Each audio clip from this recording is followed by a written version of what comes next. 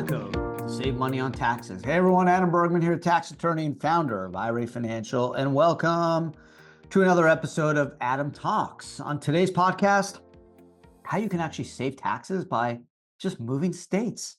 Yeah, you don't even need to move to a new country like Switzerland or Monaco, which would be glamorous and nice, but you can do what hundreds of thousands of Americans have done over the last several years, is just move to state-friendly states like Florida, Texas, South Dakota, states that have lower state tax. So today's podcast, I'm going to go through some of those numbers, where people are moving to, and then I will share my screen and kind of show you the trends and then the tax rates that totally come into play when it comes to determining where people migrate to. So if you look at the states where people are moving to, if you look at the migration trends, and here's some key statistics. The top 5 states American most likely to move from are California, New York, New Mexico, Illinois, and Mass. And we'll see why in a minute. It's not hard to figure out. It's taxes. The 5 states Americans are most likely to move to are Florida, Texas, North Carolina, Arizona, and South Carolina. Yes, they're south, they're southeast, they're warm. Without getting into blue reds, it's taxes and weather probably making up the biggest trend. So people, if you look at California from 2021, the top 10 states from Americans are moving from. California had a net negative exodus and net migration number of 407,000 people. So if you look at the people that moved in and left, 407,000 people left. New York was second, 283, New Mexico, 177, and Illinois, 146, Massachusetts, 51, Jersey, 49.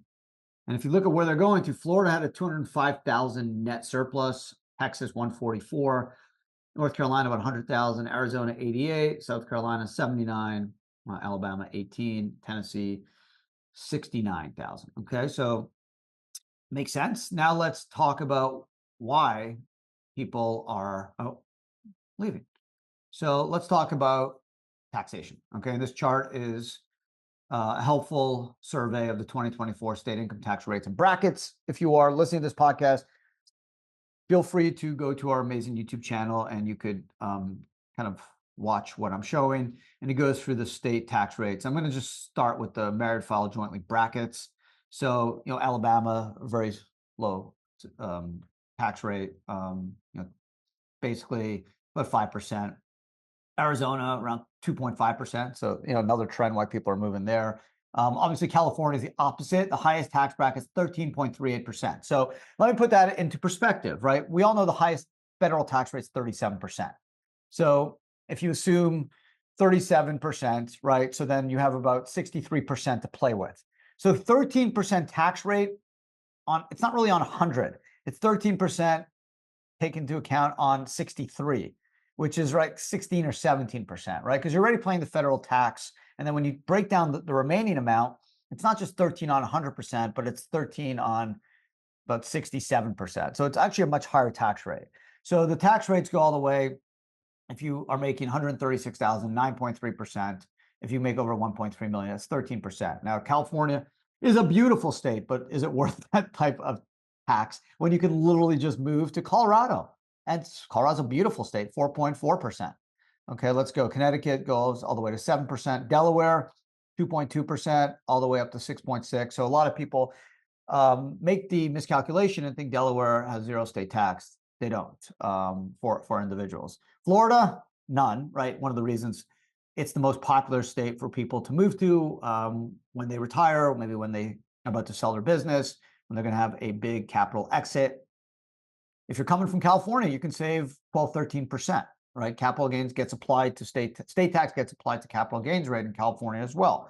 Let's go to Hawaii. Hawaii is a beautiful state. It's 11%, right? So Illinois, right? We talked about Illinois, 5%. People are leaving Illinois. What about New York? We talked about Massachusetts. That's 9% if you make over $1 million. So if you're going to sell your business and you live in Massachusetts, you can move to Florida and save 9%. Now, 9% on $5 million is a lot of money. 9% on $2 million is money. It adds up. Do it over many years. Let's say you have a couple $1,000,000 in the bank and you're living off the savings and you hope to grow that nest egg, 9%, that kind of pays for vacation, it maybe pays your um, mortgage or your taxes on your new home or apartment. Like it adds up, right? 2% on 900 on 2 million bucks is 180 grand. It's a lot of money. Now let's go to New York, my favorite state, other than the taxes. Look at New Jersey, by the way. So 10.7%, right? So they keep the state taxes high. Property taxes are even higher in New Jersey. It's surprising that people move to New Jersey. I guess if you're living in New York City, we'll see New York City in a bit. If you look at New York State, it's 10%, 10.9%, and then New York City also has a surplus on that. So it's closer to 12 or 13% if you live in New York City. So even if you move to New Jersey, you're saving a little bit, but it's still very high, 10.75. If you move to Connecticut, Connecticut is at a 6.9%. So moving to Connecticut could save you from New York City 6% on $1,000,000 or 500 grand. That's money. It could pay for a lot of things. South Dakota, probably my second favorite state. South Dakota, 0, right? Tennessee, 0. Texas, 0. So if you go back to the document I previously showed that shows where people are moving to, right? You see the inflows make sense, right? Florida, 0 state tax. Texas, 0 state tax. Arizona, very low. South Dakota, not a huge net influx. That's a mistake. It should be higher. It's a beautiful, beautiful state, but it's not as warm as Florida and Texas. If you go to North Carolina, let's go back to North Carolina for a moment. North Carolina is at a 4.5, right? So if you move from New York City, you're saving probably 7-8%. You can retire in the mountains, Asheville. There's some beautiful places. So people are moving to North Carolina. Again, even if you're saving 6-7% on $70,000, it adds up. It's money. That's just free money in your pocket. Even if it's $4,000, $5,000, $6,000, that could pay your rent for 6 months, right? So it helps everyone. And again, you don't need to move to Monaco to save money on taxes. It's simply just crossing the border, right? Let's look at Utah. Utah has been a popular state as well for residents of California to move to. Utah's got a 4.65%. So literally you can just move across the state lines and go from 13% in California to 4. And that matters, right? That's really something that has a constructive difference in your life. So that's today's podcast. You hear people moving to Puerto Rico, and there's some things to think about that as well. But listen, America is the greatest country in the world. So if you can stay in this country, we have to pay federal income tax. We can't get away from that. Yes, if you move to Puerto Rico, or maybe if you can figure out a way to move to Monaco or Switzerland, you can get away from paying federal income tax, but that's not easy because there's all kinds of expatriation taxes. If you can't show a nexus or a familiar relationship to the country you're moving to and you have a certain net worth, they're going to toll you on the way out for potentially many years. So it's not as easy as just literally saying, I'm renouncing my US citizenship, I'm moving to Monaco. You can't do it, especially if you're a high net worth person. It's going to cost you a huge exit toll to do that. Now, it's much easier. You may not save as much in taxes, but it's easier to move to Florida or Texas. And that can save you 10 or 12%, not 30%, but 10 or 12% and still get the advantage of living in the greatest country in the world. But you can save 10, 12%, maybe more if you're coming from California or New York and moving to Texas, Florida, South Dakota, Tennessee. And there's some great states that you can move and save a considerable amount of tax money. So how do you show nexus to the state? Generally, you have to show a closer connection. Generally, it's 183 days. States like California and New York are very, very, very focused on when people change residencies. When I was a lawyer in New York, as a tax lawyer, this was like 2003 or 4. I had this interesting assignment. I had a really huge hedge fund partner. The guy made like, I don't know, $40-50 million a year. And he was getting a divorce and his accountant screwed up and put his New York City apartment as his primary residence, even though he wasn't living there full time. So we had to literally count days.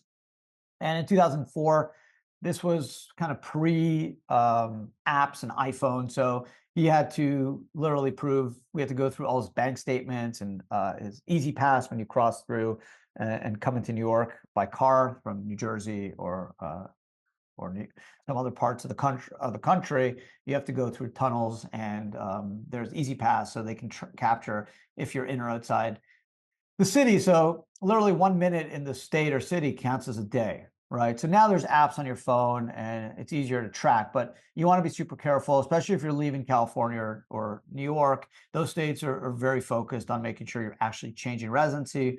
So there's some tips, right? You obviously want to have a bigger house in the state where you're going to claim residency. So if you're going from New York to Florida, you'd probably want to sell your house in New York and buy a bigger home in Florida and join like a golf course or a religious establishment like a church or synagogue or mosque. You want to do that in your new state, cancel all your memberships in your old state, and obviously make sure you capture those 183 days, and you want to show closer nexus or connection to the state that you're trying to show residency. So obviously, New York and California, they know the deal. They understand when wealthy people move, and you can do that. Obviously, it's a free country. You still can move cross border.